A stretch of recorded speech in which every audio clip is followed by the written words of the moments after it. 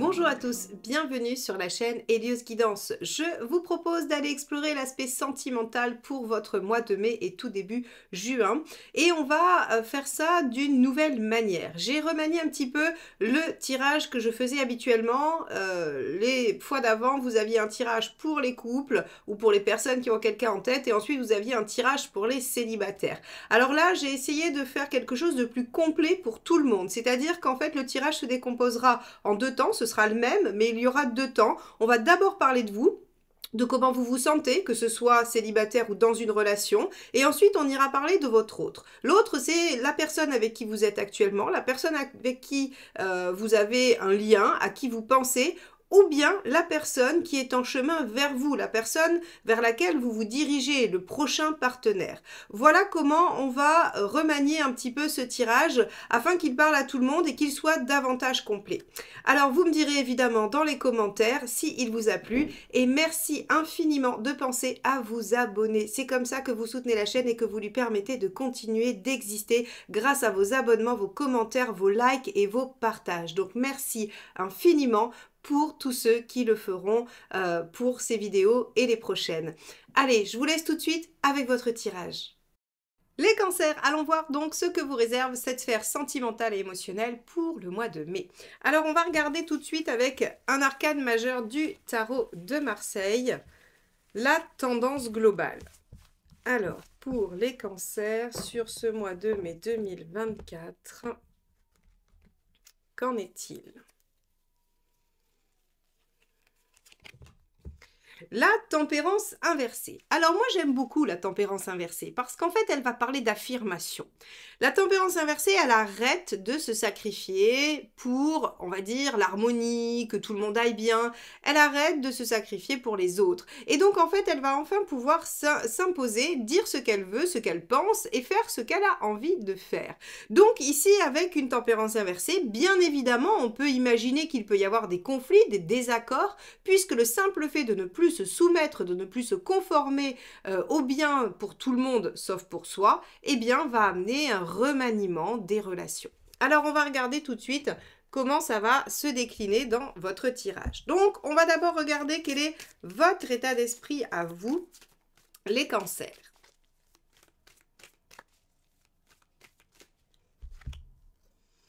Le pendu. Alors avec le pendu, vous avez besoin de temps. Vous avez besoin de temps pour réfléchir. Votre état d'esprit est à la pause, à la prise de distance et peut-être même au blocage. C'est-à-dire que vous avez décidé de faire une pause ou de vous replier un peu sur vous-même afin d'essayer de voir les différentes façons de voir la situation. Que vous soyez en couple ou célibataire, que vous ayez quelqu'un en tête ou non, quoi qu'il en soit, vous êtes dans cette phase de réflexion, vous avez besoin de ça, et c'est peut-être pour davantage vous écouter et être aligné avec vos besoins que vous êtes dans cette dynamique. Très bien.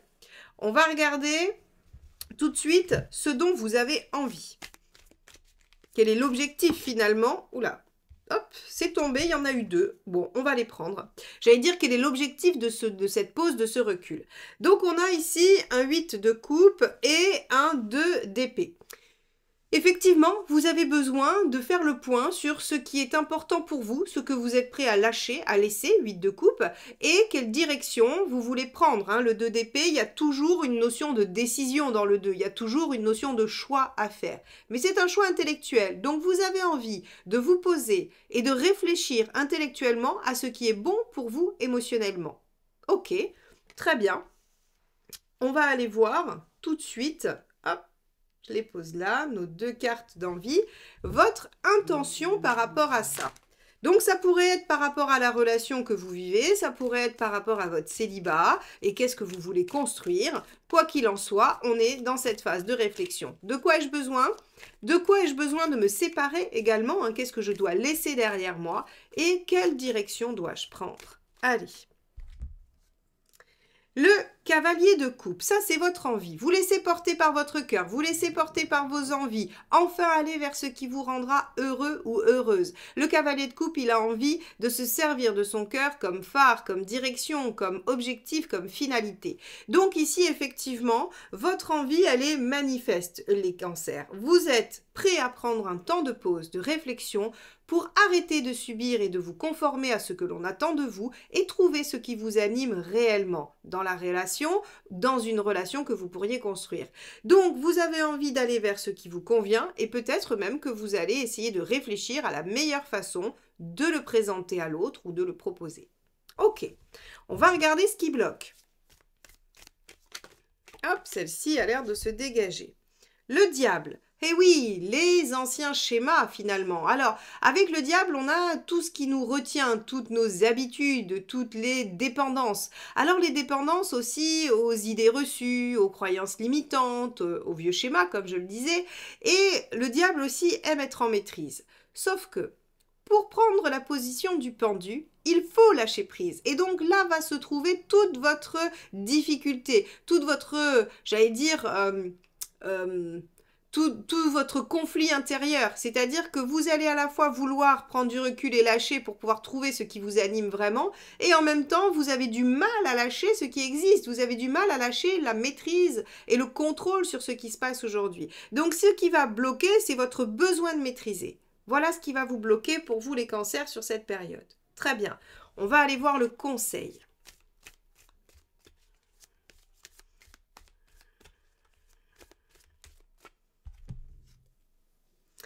Roi de coupe. Et oui, évidemment, le roi de coupe est dans la légèreté, le plaisir, le fait de profiter, le fait de se laisser aller à ce qu'il ressent. Donc on voit bien ici qu'on vous dit la meilleure façon de lâcher cette maîtrise et ce contrôle, c'est d'aller dans les plaisirs, d'aller... Alors, parfois, le roi de coupe, il se laisse un peu aller à certaines addictions. Alors, c'est pas... Je ne suis pas en train de vous conseiller d'avoir des addictions, évidemment que non. Hein. Je ne pense pas que le tarot soit du genre à vous conseiller ça. Par contre, ce qu'il vous indique, c'est quand même d'essayer d'être moins dans le mental. J'ai l'impression que pendu de d'épée, on est quand même dans quelque chose de très réfléchi. Et ici, on vous dit, pour trouver l'essence même de votre cœur, de ce qui vous anime, il va peut-être justement falloir laisser s'exprimer cette part de vous. Et pour accéder à un lâcher-prise, il faut peut-être aller dans l'amusement et la légèreté. Alors, comment faire ça? Eh bien, par exemple, on peut imaginer si vous êtes célibataire et que vous cherchez à rencontrer quelqu'un de sérieux pour construire, on vous dit que si vous vous présentez comme ça, comme étant quelqu'un qui veut quelque chose de sérieux et de solide, vous pouvez peut-être ne pas attirer les bonnes personnes. Peut-être que vous pouvez faire peur aux personnes qui sont en face de vous. Alors que si vous êtes dans une découverte de l'autre, sans a priori, sans projection, ni positive ni négative d'ailleurs, eh bien peut-être qu'il peut naître quelque chose de beaucoup plus, j'allais dire, authentique, sincère et peut-être quelque chose auquel on ne s'attend pas. Et dans la relation, peut-être que plutôt que de focaliser sur les problématiques et sur cette, j'ai l'impression, ce déséquilibre entre vous et l'autre, eh bien peut-être que si vous reveniez à quelque chose de plus léger, vous concentrez sur les amusements, sur les plaisirs, eh bien peut-être qu'en fait ça libérerait de l'espace pour nouer d'autres choses et d'autres façons de faire. Voilà comment en tout cas je les interprète, ces deux-là. On va aller voir ce qu'il vaut mieux éviter de faire, les cancers.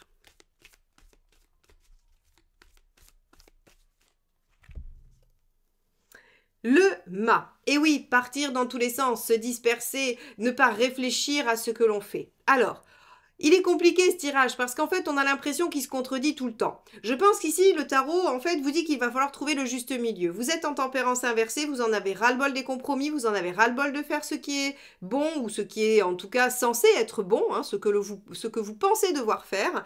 Et donc vous avez envie de réfléchir à ce qui est vraiment bon pour vous. Et on vous dit, la seule façon de trouver ce qui est bon pour vous, c'est peut-être de lâcher un peu prise, d'aller vers les plaisirs et de vous laisser aller. Attention, néanmoins, il n'est pas non plus question de se disperser, de faire n'importe quoi ou de se dire que de toute façon, rien ne compte. J'ai l'impression ici que le tarot veut vous faire trouver un juste milieu entre une fermeture sur l'intellect et une totale ouverture du cœur. Trouvez ce qui va pouvoir se mettre entre les deux. Ok, alors, on va regarder un petit peu ce qui se passe du côté de l'autre, donc cette autre personne avec qui vous êtes, à laquelle vous pensez, ou celle qui est en train de venir vers vous, et on regardera un petit peu si on a des nuances qui se dégagent par rapport à cette première partie. Vous souhaitez découvrir votre mission de vie et trouver vos ressources ainsi que vos blocages afin de les dépasser et de mieux appréhender les épreuves et les contextes de votre vie. Je vous propose de découvrir tout ça à la lecture de votre thème astral. Prenez rendez-vous sur radiosguidance.com. À bientôt. Alors, regardons l'état d'esprit de la personne en face de vous. 10 d'épée. Alors, l'état d'esprit de la personne en face, il est plutôt dans une fin de période, fin de cycle. Cette personne est en train d'en finir avec quelque chose. Il y a eu de la souffrance, il y a eu des difficultés, il peut y avoir eu des blessures. Et effectivement, la personne en face de vous, elle essaye de nettoyer ça, d'en finir, d'achever une situation difficile. Vous pourriez avoir quelqu'un en face de vous qui essaye de régler la problématique qui vous occupe. Si par exemple, le partenaire ou la personne en face a des blocages ou en tout cas est acteur de quelque chose qui se passe mal dans votre relation, avec un 10 d'épée, on a ici en tout cas l'impression que cette personne essaye de régler ça, essaye de se libérer de ce qui l'entrave. Ok. Allons voir l'envie de cette personne. Alors vis-à-vis de vous, bien évidemment.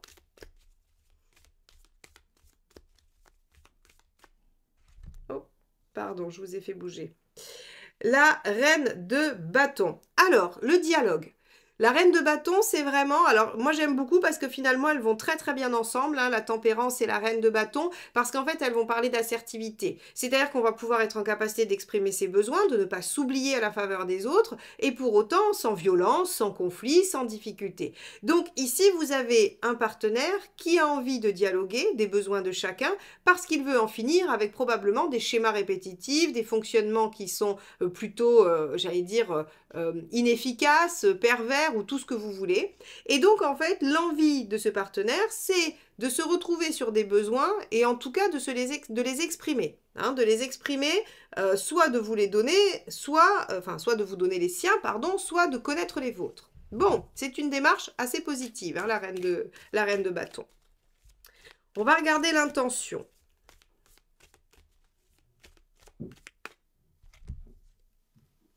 2 de coupe. Waouh, c'est très très joli. On a l'impression que de votre côté, il y a un peu quelque chose qui n'arrive pas à lâcher. Alors qu'en face, on a une envie très marquée d'en finir avec les difficultés, d'en finir avec ce qui fait mal et d'aller vers du dialogue, de l'entente, de la bienveillance, de la douceur, de la réciprocité, du sentiment. 2 de coupe, reine de bâton, c'est très très chouette pour une relation. Hein. C'est une belle posture, c'est une belle envie, c'est de belles intentions. Je pense malgré tout qu'en face de vous, il y a quelqu'un qui a des blessures, qui a des souffrances et que ça vient faire résonance chez vous. C'est pour ça que c'est compliqué. Mais on a quand même une bonne volonté de changer ça et d'en finir. Donc ça, c'est déjà énorme. Et on a aussi beaucoup de douceur, de sentiments, hein, et de bienveillance. Donc ça aussi, c'est assez intéressant. On va regarder quel est le blocage.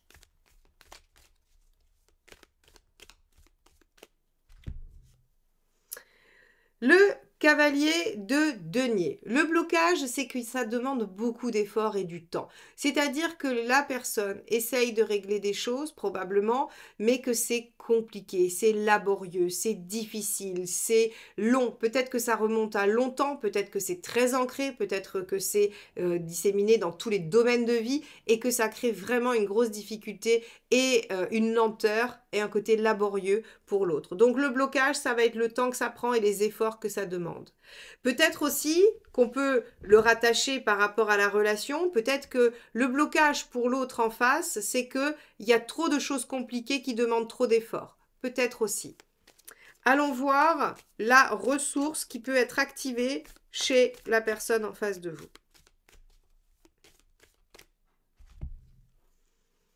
Reine de coupe. Et oui, c'est vraiment l'écoute et la bienveillance, le dialogue doux, le dialogue serein. Alors, c'est vrai que pour vous qui êtes en tempérance inversée, et elle est justifiée, hein, j'imagine qu'elle a des raisons d'être, cette tempérance inversée, qui va un petit peu être plus dure, s'affirmer, vouloir imposer des choses, eh bien, on a en face de vous quelqu'un qui n'est pas tout à fait en capacité d'accéder à ça, qui a beaucoup besoin de rondeur, de douceur, de compassion, d'empathie, de bienveillance, parce qu'il y a une souffrance qui est en train d'être guérie. Je pense qu'il y a peut-être un défaut de dialogue chez votre partenaire, parce qu'en fait, si vous voulez, il n'arrive ou elle n'arrive peut-être pas à vous faire comprendre ce qui se passe. Ce qui fait que vous lisez des comportements qui vous évoquent des choses et vous réagissez à ça. Je pense que vraiment, en fait, ici, on va avoir davantage le conseil d'aller vers l'autre et d'essayer de laisser l'autre s'ouvrir et vous parler. Je ne suis pas sûre que l'autre soit en capacité de venir vous l'expliquer. Par contre, si vous laissez cet espace, ça peut venir. Je pense que ça peut venir. Ok, on va regarder le facilitateur. Donc cette carte, elle est pour vous qui êtes en relation avec cet autre qui va... En fait, c'est une carte qui va vous donner un peu une clé. Hein, comme la ressource à aller activer, c'est un peu la clé. Qu'est-ce qui va faciliter la relation et l'obtention de quelque chose de positif pour vous? Allez. L'étoile. Alors, la patience, la bienveillance, l'optimisme, le fait d'y croire. Alors, vous voyez, on a toujours à plusieurs reprises cette notion de compassion, d'empathie, d'écoute active et tout ça. On l'a avec le 2 de coupe, on l'a avec la reine de coupe, on l'a à minima avec la reine de bâton qui nous disait d'être au clair avec ses besoins. Et là encore avec l'étoile, en fait, si vous voulez, ce qui va être important, c'est beaucoup de douceur. Le 10 d'épée ici signifie que votre autre est en train de souffrir. Votre autre vit quelque chose de douloureux qui se termine et il a ou elle a énormément besoin de douceur. Bon, ça nous mène où tout ça?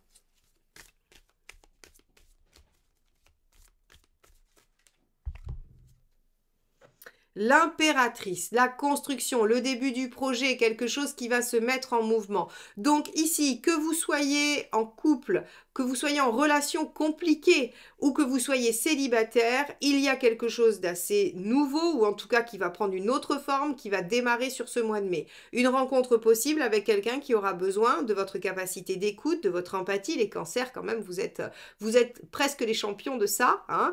Les poissons peuvent encore être vraiment très ouverts, mais vous déjà les cancers, signe d'eau, vous avez quand même cette sensibilité, cette ouverture, ce côté où vous êtes capable d'entendre, d'accueillir l'autre. Et bien que vous ayez besoin de vous affirmer davantage parce que vous avez souvent été dans le sacrifice, visiblement, eh bien on va vous demander encore de trouver ce juste milieu dont je parlais en première partie de tirage. Bon, alors les cancers, un mois où vous allez avoir besoin de vous affirmer, de vous exprimer, sauf que en face, vous n'aurez pas quelqu'un qui sera vraiment capable d'entendre ça, qui aura plutôt besoin d'un dialogue sincère, doux, assertif, bienveillant, et vous pourrez atteindre quelque chose d'assez positif et en tout cas qui va être dans la créativité, dans l'émergence de quelque chose de nouveau. Donc c'est un mois assez positif, même s'il va vous demander de jongler un peu avec votre posture, mais je ne doute pas une seule seconde que vous soyez capable de mettre tout ça en œuvre, les cancers. J'espère que ce tirage vous aura aidé, qu'il vous permettra de traverser le mois de mai du mieux possible, à anticiper certains obstacles, qu'il nourrira également votre réflexion. Merci infiniment pour vos likes, vos commentaires, vos partages et votre abonnement si important pour la continuité de la chaîne. Merci à tous, je vous souhaite un beau mois de mai et je vous dis à très vite. Bye bye.